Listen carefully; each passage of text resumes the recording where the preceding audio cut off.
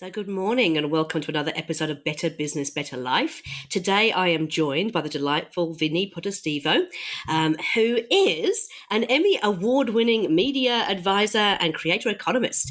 And we've just been chatting about how that all came about, and it's a fascinating story. So, I can't wait for Vinnie to share that with us. Hey, welcome to the show, Vinnie. Oh, thanks for having me. Thank you. Oh, look, no, having just had a quick chat beforehand, I know they've got so much stuff we can share. So I'm going to ask you to start by sharing a bit of your story, because your story is a really interesting one. And of course, yeah, you've just recently won an Emmy, which for most of us is way beyond our wildest dreams. So tell us a bit about that. That's fun. Well, it sure is an interesting story now that we can give context and we can shape our history, based on our successes and failures that we've been through. I was lucky though. I went to school close to in Staten Island, close to Manhattan. I always wanted to be a Broadway producer. I wanted to be surrounded by talent. I was lucky to be born and raised in New York and just gifted with surrounding myself. Actually, I was going to say gifted with talent, but I didn't have the talent. Everyone else had talent around me. And as a kid, I was the kid that would get in trouble if I hung out with the 5 bad kids. So I started hanging out with the 5 most talented people. And to be honest, it made me want to get into casting. One night at school, my senior year, October 1998, my senior year in college, I took out an ad on something called Backstage. This is a platform. Then it was a newspaper for people who didn't have representation. Non-union actors, dancers, comedians would be looking for casting notices here. And I said, if you are looking for future opportunities, please send your headshot and a resume to me, Vinnie Potestivo, 1 Campus Road, Student Box 577. I didn't even have like an LLC in mind. I had no understanding of the structure of business. By the way, I knew at that stage, though, that day, I knew that I was going to launch this company. Mostly, it's funny looking back now, I knew I had to launch a company so I could do the services that I wanted to do. I knew that I needed a construct and a structure to be able to operate independently, especially in the 90s where healthcare wasn't made available individually. And a lot of the way that we as freelancers or in this gig economy can work now, a lot of that infrastructure wasn't available to plug in on a non-business level back then. And I had this corporate sort of mentality. I loved processes. I was obsessed with economics and SOPs and the understanding of a process and how the alchemy of all parts of that process really could impact all of it. And to be honest, I was a data guy. By way of Microsoft Access and Microsoft Excel, I let the macros do the work, for me. And I built this database. I built this database where I started using it to stay in touch with those 700 people that sent me a result of putting out that ad. And that action of building community ultimately left what was the small little world of the internet back then. And a producer from Fox News, a brand new news network in the 90s, found out that I was in casting and had this database and I had the ability to identify and manage and communicate with large scales of people. So as an audience coordinator, that was really valuable to them. They had a show called Hannity and Colmes, a show that sort of talked about politics from truly and fairly both sides of the aisle back then. So it felt really cool to be in the room, in the middle, very young, impactful, knowing that I'm responsible for getting the people in the room. And then they started letting me, because I was working with people as they were coming in, they started letting me, I didn't realize this was producing, but they started letting me pick the people who were asking questions.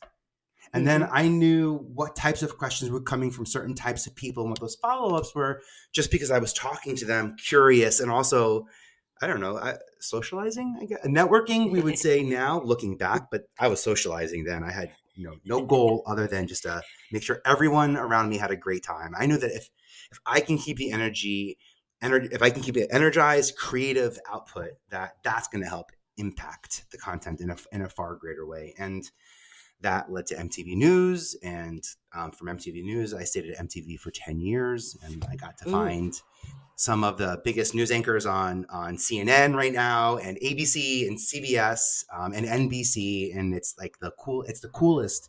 It's been the coolest ride. And I think I took advantage of being a New Yorker. I took advantage of not knowing a single person in this industry, but figuring out how to meet people. And I systematized that. And Right. I've Yeah. used that every year and I talk annually a lot because I like identifying the space that I've won one Emmy for 1 year on my 25 years of being in media. The best part about it is it was last year. So it's just my first. Yeah. And now that I That's figured fun. out the way to win awards is by applying, that's half the battle. And Mm. if there's any business that's out there now, if you're looking as a way to reinvent or reestablish, to expand market voice, to maybe present authority, awards there's so many awesome awards that are out there for many types of businesses and the actions that those businesses take, websites, emails, tech stacks, podcasts. There's so many ways to stand out in this creator economy, and those awards end up being, tentpole moments, flags waving in the air for people looking for them. It's a great. Yeah. I don't want to really focus too much on the economy of podcasts, more so how this podcast economy is fracturing the market, and how we, and what I know specifically, being an independent creator now and 20 years or 25 years of uh, ad-driven commercial public media, what I've learned, what I've learned and what I've seen, what we spent money on, what we don't have to spend money on, the processes that help make sure that we're being true to brand and that we can actually scale when it's time to scale, and that we're setting ourselves up for success on that. Mm, that is awesome. So I'm really, really fascinated because I work with a whole bunch of entrepreneurs. They own established businesses. We talk to them about the fact they have to put systems and processes in place, and we talk about taking the core processes and actually systemizing those so you can humanize the potential of the business. So people haven't got to worry about the basic stuff. But most entrepreneurs look at me in horror and go, oh, "But I want to be creative. This is going to stifle my creativity." And yet you're saying that you're absolutely obsessed with processes, and you are in probably one of the most creative industries there is. So tell me a bit Yeah. more about that and tell me why, how does it work for you and why do you Yeah, love it's two process? things. It's like creative boundaries, because that's actually going to allow me to have an export. So creative boundaries are important to me.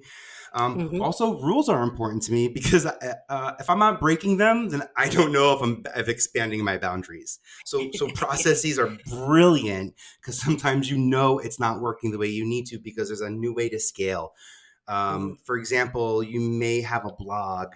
That blog might be connected to social media afterwards. So you might publish a blog, and then most likely the way that we amplify that blog is it goes to social media.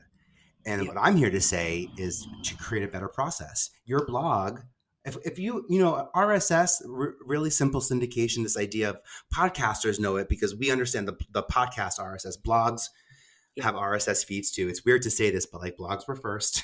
Podcasters just did it louder. But blogs have an RSS feed. I take my blog RSS feed and I uploaded it to Google. I have a Google News verified blog RSS feed. Every single episode of my podcast that I'm doing that's Yeah. published as a blog on my website is also going to Google. So if you go to news.google.com, I'll be a listed source on Google. Mm. And I have other websites now pulling my RSS lead.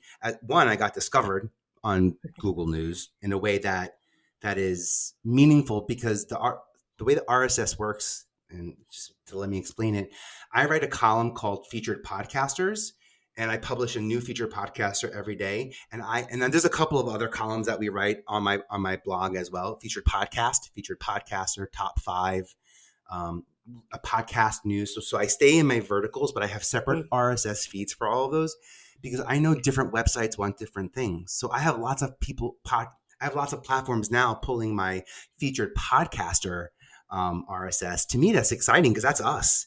And Yeah. I created this blog. I've created the blog in a way that puts the podcaster's name in the H1 header of the feature snippet Mm. of what this article is. And then my blog is published on Google News, Bing PubHub, Yahoo News, Flipbook, Apple News. And I'm actually trying to tap into LinkedIn has a Oh, brilliant yes. AI technology. The nickname is Mint, mentioned in the news. And what I'm Hmm. figuring out is how to publish a podcast article through my verified RSS feed that I know is now hitting news sources. I have a short list of e-magazines and news art and websites that I know for a fact that LinkedIn is scraping to see if our names are on it, because I've been observing in my feed if my friends get mentioned in the news. And what I'm trying to do is trigger the system, the LinkedIn system, so that all of my followers get notified that I was mentioned in the news, instead of me trying to put a post out and then push things socializing out. it. And I set myself up as a source. And that's something, by the way, anyone who's publishing 5 blogs or more per month. So if you have like 1 podcast per week, this is something that you can be doing that increases your publishing.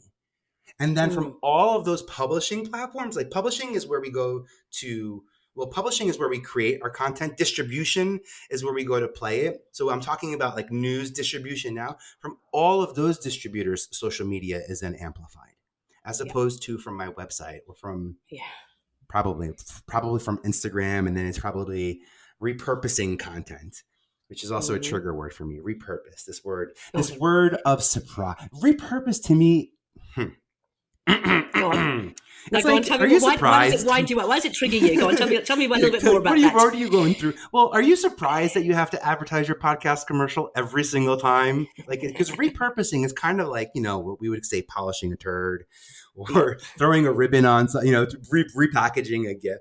If you could pre-purpose, which we do in television, I can't deliver a 30-minute show of the Osbournes without delivering 5 different sets of 30-second commercial spots, a 15-second commercial spot, a 5-second commercial. And that, by the way, that was 20 years ago. Now I imagine with the digital layout, I can't even imagine what those mandates are for deliverables are now for TV, because TV, the TV networks, they let the production company do all of the work, but unfortunately it's a lot of output now versus the good old fashioned, here's a 30-minute show. But in TV, we know, one, we have advertisers or sponsors we have to support, but we also know we have real estate and other collateral off network, on network. We know we have holes that we have to fill that are a certain length.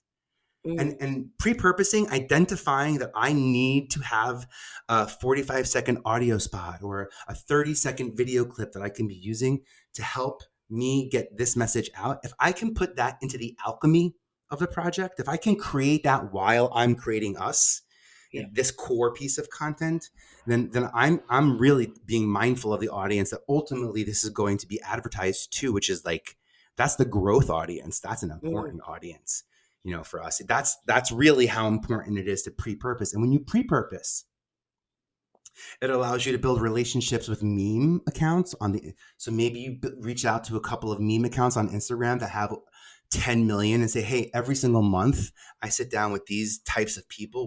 What could I be giving you that would be of value to you? And it allows you to have that ongoing relationship, again, because you're supporting this conversation and you're presenting yourself as a source, not as a story. If you want to leverage, and by the way, I can point to every late night talk show, right? Now that I just said, think of every Jimmy Fallon skit ever that you're like, you go, oh my God, that's going to be hysterical. I can't wait for it. You even say it. I can't wait for it to be on Instagram tomorrow so I can share it. Like, that's where it's going. That's how the public sector of media is leveraging its time and money to create assets that flourish in the private sector and the social sector of media, which is social media. And then here's the killer part. And here's what Bravo is doing. If you want to just to understand the impact of a brand, Bravo basically controls if the housewives may or may not do appearances on podcasts. So the housewives have to get approval from Bravo, which means Bravo's controlling which podcasts those women can go on, which also means they're supporting those podcasters and podcasts that they do. And in fact, probably enhancing their visibility. And think about this. If there's one season of Housewives, it's 24 hours roughly, not including content, not including commercials. Let's say it's 24 hours of content that Bravo is producing. How many thousands of hours of content are they now getting podcasters to create for them? And that's the level of pre-purposement that I'm talking about. When you say we've got something valuable, podcasters want it. They spend all this time and money, and by the way, it's not even about time and money, and passion and purpose And all of the things that look, there's a lot of easy ways to create nowadays. Podcasters, we got to do research, publishing. There's so many steps to it. Not to say that I wish it was as easy as posting on Instagram, but it's not as difficult, I want to say, as posting on Instagram. As it used to be. We're creating core content, right? So I get excited about that piece. And for established businesses creating core content. And I learned this from MTV. When you have executives, and I specialize really with founder-led businesses. So those could be celebrity-owned businesses, a lot of QVC brands, people who are empowered by the audience that they're supporting with their services and products. That when I can get them to pre-purpose, when I can get that level of mindfulness up there, it trickles all the way down to department leaders, to the executors, to the managers, and it's a way to get company messaging out through your staff and through your personnel. It's funny, through the talent that I love that they call employees of businesses now talent. That's so talent, cool. Yeah. It's so welcoming and inclusive. And like I think I started this off by telling you. Wow. I didn't tell you someone told me this, but someone told me I wasn't talented. So that's why I had to surround myself with super talented people. Yeah. I was like, well, I got to overcompensate then. If I don't got it, I got to get someone starshine next to me. It's all starshine. So like, you don't know if it's coming for me as long as we're all bright together. And that's what I do. I keep that bright light shining and I find new ways for people to stand out. I mentioned earlier, awards are one of the ways. Can I just, in this creator economy, can I drop one more quick, tip that I'm like pretty passionate about? Oh, absolutely, please. Oh yeah, it's a big one because in television it's really prestigious to be an executive producer. In film, it's prestigious to be a producer and an executive producer. And I think that as I've worked in business, a lot of people who've left their companies, sold, and gone, retired and gone public, or have figured out, have stepped away from it, often step into media. And usually there's some type of financial role they play. They're funding a creative element, or they're getting something out. They're empowering a production. The coolest thing about what's happening now, thanks to Amazon and IMDb, the Internet Movie Database, like imdb.com is a place where we go to check out who's in our TV shows, who's in our films, and podcasts are a viable intellectual property, a viable form of IP that deserve and can earn credit on IMDb. And this is big because this creates dozens of link backs and data points that do not exist if you are creating podcasts. For example, you can upload your production company. You will not only have your own profile in IMDb, which is where like local news goes to see who are the people talking. So like if you're a lawyer, this is a great example of why you should want to be on IMDb, because local news is looking for great lawyers who are articulate, not great TV hosts who might have legal backgrounds. Like that was kind of like 2 years ago in the real people economy. Now it's the creator economy. So the level of trust switch. Again, I might be overgeneralizing, but just based on if I'm investing in the next 6 to 12 month brand strategy, I'm hearing that from bookers at the Today Show, at GMA, on local and national radio as well. So being an expert in your field and being identified as being well-spoken on a platform like IMDb is a great way to stand out. All of your guests get connected to your platform. Awards you win get credited to your platform. Taglines, content, and it will change. Overnight, it will change your Google image search. I promise you, if you're not on, it's easy to say this, but if you're not on IMDb yet, I will grow your visibility by like 40 million %. Wow. Kind of like as the entry point. If you're on it, a solid 10 to 20 million if you haven't updated your IMDb profile recently. And every single time there's a late night show and there's a celebrity appearance on those late night shows have PAs that go straight to IMDb and list that appearance. That's how important being listed on IMDb for the creative actions that we're doing, have impact on our discoverability. And that's something you set it and forget it. That's evergreen and always on. And if you're connected to it, it'll always be feeding your visibility.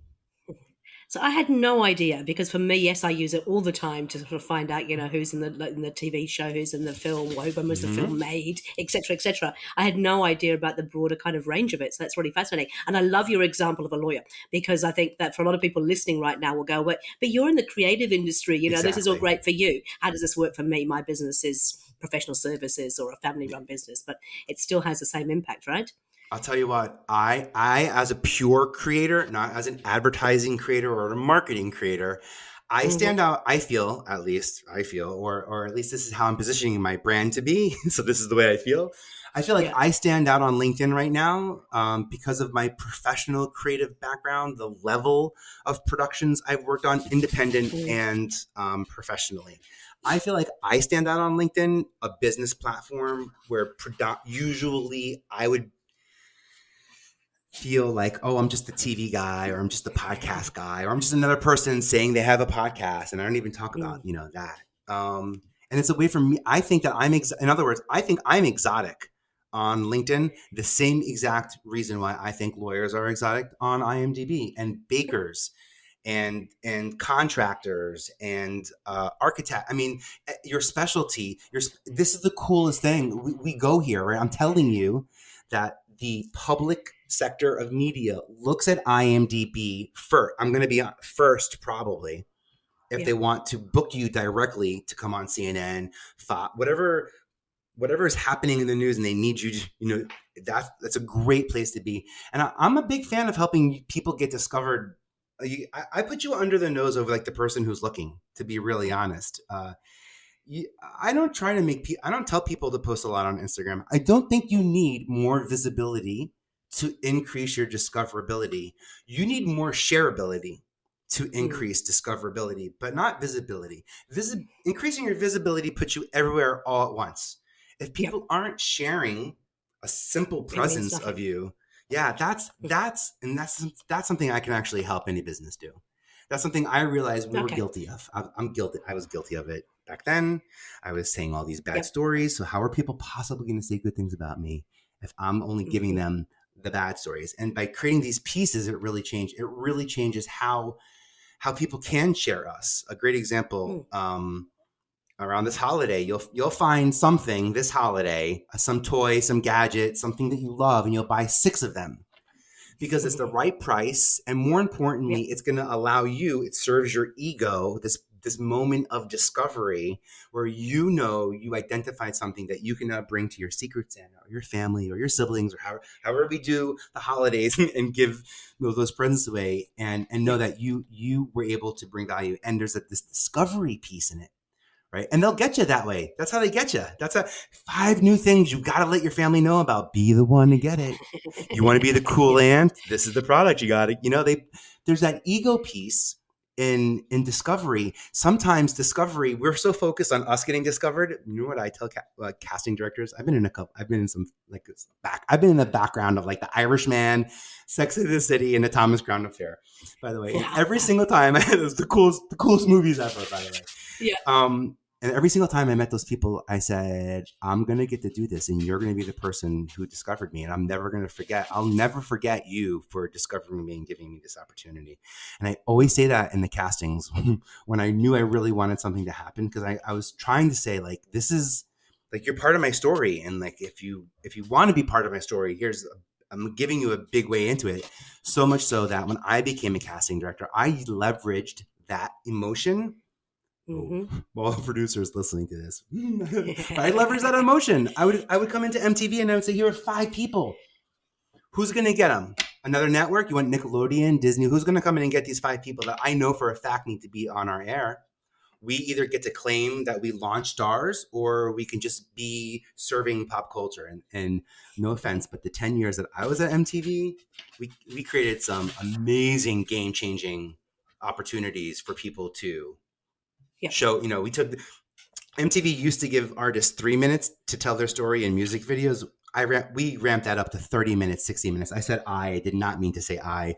Rod Asa, my boss, my mentor, like the man who is everything. I would be 0 in terms of having access to making the change that we got to make if it weren't him. And it was his vision that really did it. But I get excited again about knowing that when you create space and time, intentionality, when you're purposeful about the content you're creating and how it will be shared, that all of that matters. And if you're looking to increase your strategy and increase your views or increase your top of funnel, it all starts with creating the actual piece of content. Yeah. I mean, I always ask our guests to give 3 tips. We've already kind of covered naturally 2 of them. So pre-purpose your content, not repurpose it, because that's not the right way to go. Get yourself onto IMDb. Even if you are a lawyer, a baker, whatever you might be, it's a great place for you to get picked up, if you like. What would be your third kind of key tip for the listeners? Every single person should be a podcast guest. Okay. There is nothing that I'm creating, collaborating, or making at all, in my opinion, that is more valuable than getting to show up with value, a space where I get to be honestly and authentically myself and truly connect with somebody who I trust and share information with somebody like you, Debra, who elevates it and amplifies it and distributes it and believes in it, and we're part of it. And not only is there an output on your channel as well, this conversation affects the alchemy of what I'm creating and how I'm moving forward. And there will be a conversation after this, Deborah, where I ask you maybe one of these days, 100 days after it airs, right? After this airs on your podcast, maybe would you consider letting me have this episode and airing it on my podcast? Because I'll push as many people to you as possible. And by the way, when you are at the podcast, y'all better leave that 5-star review. Like I better see this be the episode, Debra, that gets us like, I want to see my friends' names on your 5-star review board, leaving you messages. That's the level of energy that I know I can create, as a podcaster and as a business owner. And to be honest, I actually have very regimented times that I schedule to be a guest on podcasts. So I'm not saying yes to everything all throughout the month. I have very locked in times. I maximize my time together. I'm not worried about the dogs, the kids, the payroll, all other distractions. These are my 2 hours a day that I know I can have output. Yeah. And it is so rewarding. And it's a brilliant way for anyone, whether you have a podcast, don't have a podcast, you're thinking about a podcast, you don't know if you should have a podcast. It's like being Thanksgiving Day's guest. It's like you do the work, I got to know what's going on with mom and all the kids. I got to do my work and show up with my own plate of value. And enjoy the space that I'm in, and I can do that. And to be honest, it costs me nothing more than time. Yeah. And in this day and age where time is a luxury, what you're about to do with this episode is like 10x the amount that I could have if I was just going to make a post about this topic. And I really, really can't stress how easy it is. I use Podmatch. I love Podmatch. So anyone who's listening to this, look in the show notes, click on Debra's Podmatch link, and please come join us. There's actually a book out now that I got to help create, that's how to maximize being a guest on podcasts. I really truly believe in it. 25 years ago, I was the guy at MTV walking around in the studio asking artists if they wanted shows or opportunities, creating things just based on what I was hearing. I'm doing it now as a podcaster, and I'm doing it a lot on Podmatch.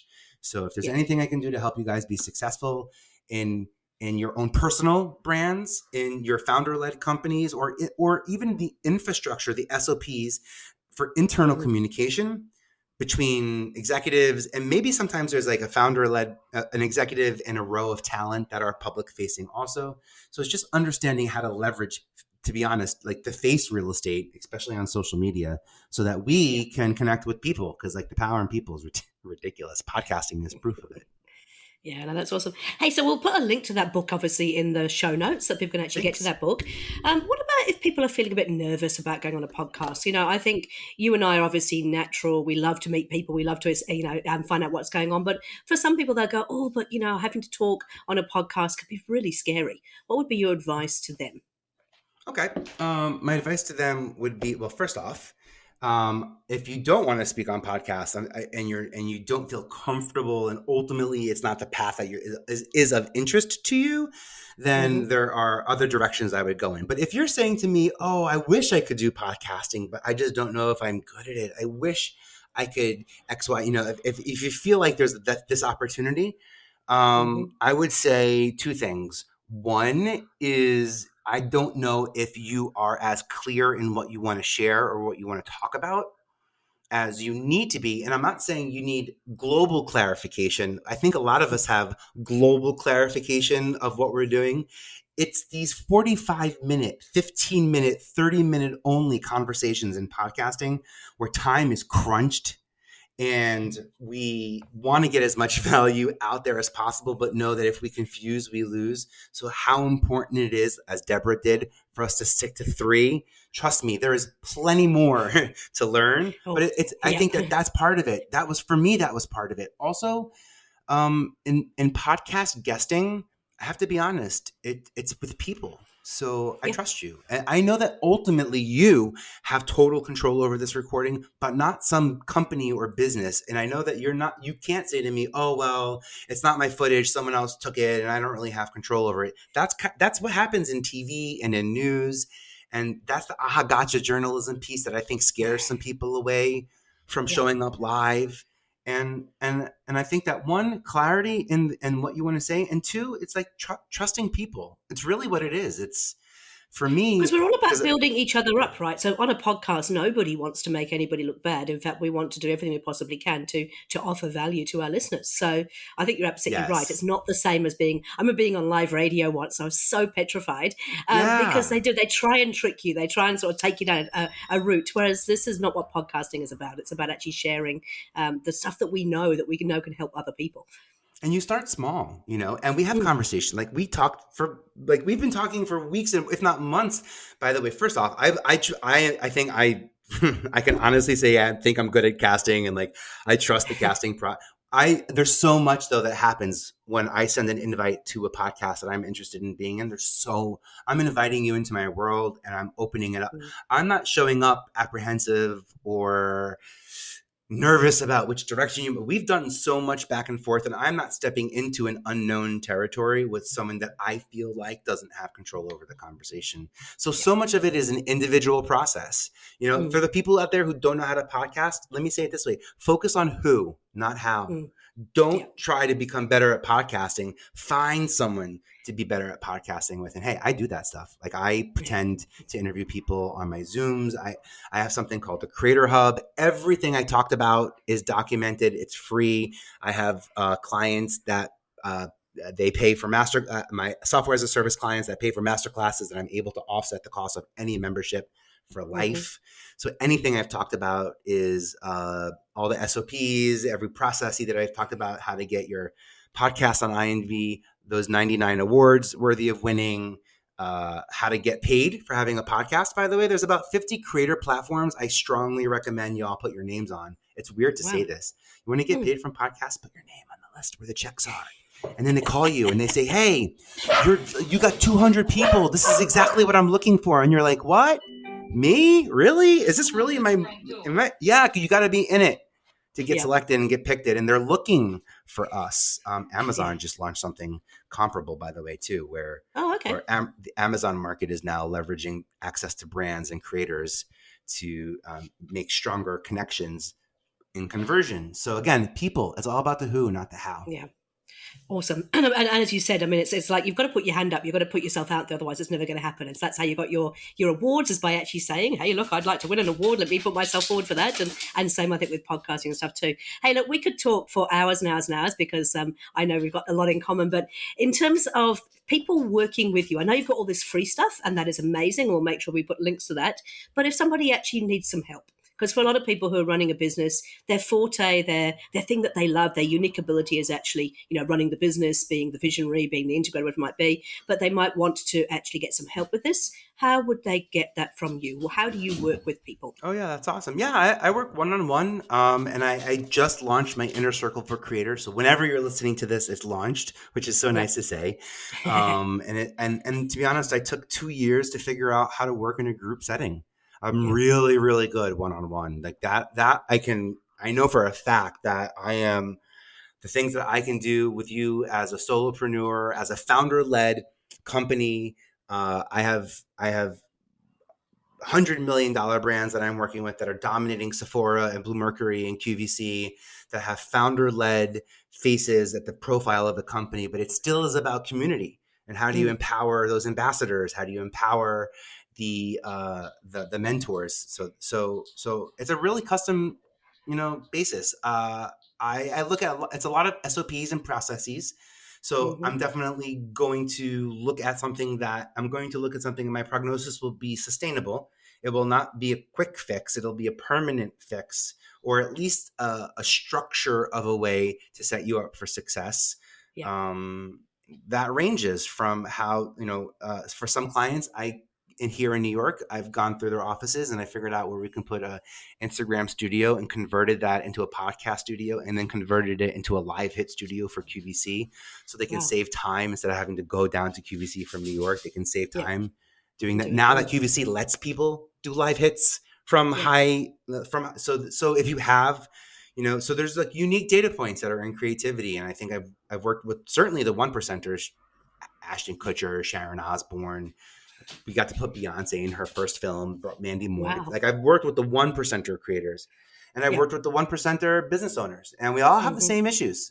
By the Yeah. way, we even the non one percenter have the same issues too. A lot of it is processes and the understanding of well, by the way, the lack of a machine, or the understanding of how the machine works, or the plumbing of the machine thereof. Mm. So, creativity is the act of scaling an idea, right? Yeah.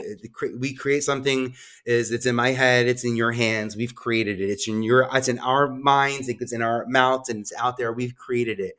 And how I can help people scale, it's really an individual process, depending on the scope and size of the business. And then for people who don't have giant teams and aren't, running 40, 500, staff employees and working globally, I think my inner circle for creators is a pretty solid opportunity to learn how to create content, who to create content with, how it could be distributed, how it could be amplified, how it can be aggregated, syndicated. Like, I throw in all my media words. That's money. Yeah. Syndication is money. Aggregation is money. Like, there are things that we're not doing with our privately owned content that networks do to make money that we just don't know about. And those are some of the little things that I know that I can help companies take on, or individuals take on as well. Like, as I said, a giant website or my personal tiny little website, as long as I've got a blog, I can be a Google News verified RSS feed. That's gigantic. That was something I learned from this morning. So thank you very much for that. Appreciate it. You want to know how discoverability on search engine result pages and SERP and Google, and what's feeding those snippets that are popping up and knowledge panel information? We'll do another episode just on discoverability alone. Yeah, right. I'm going to take you up on that. So you better be. Yeah, thank you. So what's the best way to get in contact with you? Is there a website? Is there an email address? VPE. How do you like it? VPE.tv. That's it. And I'm on LinkedIn. Say hi. You don't got to wait till the last minute to start the relationship. You are beautiful. Yeah, no, I must admit, I've been a little bit distracted with my father passed away a couple of months ago, so I've been a bit busy kind of sorting that stuff out. And I'm actually recording from my home today, which is not normal. I usually do it in the studio, but when I actually finally got around to finding you on LinkedIn, it was like, oh my goodness, this man is amazing. I can't wait to talk to you. So yes, as you said, don't leave it till the last minute. Get on there, have a look. He's got some amazing stuff he can share. So hey, Vinnie, look, thank you so much for your time. I really appreciate it. I've got one very, very quick last question, and I don't know if you'll like me for this, but you shared with me, you've obviously got an Emmy, which is really cool. You've also got a GOAT, right? What is a GOAT award, and what does that mean for you? Shout out to Connor, the content king doobie of LinkedIn. It's literally the most brilliant thing. I mean, it's just brilliant marketing. Next to my Emmy, I've got a cute little goat statue with greatest of all times marketing king. And you know what? It's just a friendly, I worked so hard for some awards last year. And it was a really nice reminder of the power of people. Again, I fall on this line a lot. I don't know why. I really believe in it, though. It was a really cool gesture. And I thought it was a brilliant piece of marketing collateral. And it reminded me of, first off, why networks even have award shows in the first place, because people share when they win awards. Yes. So people feel good when they feel acknowledged and heard and valued. And that was just a small little gesture of from a friend. I've gotten Mousegers from Disney, and I've gotten Moonmen from MTV, which have a corporate vibe to them, albeit cool.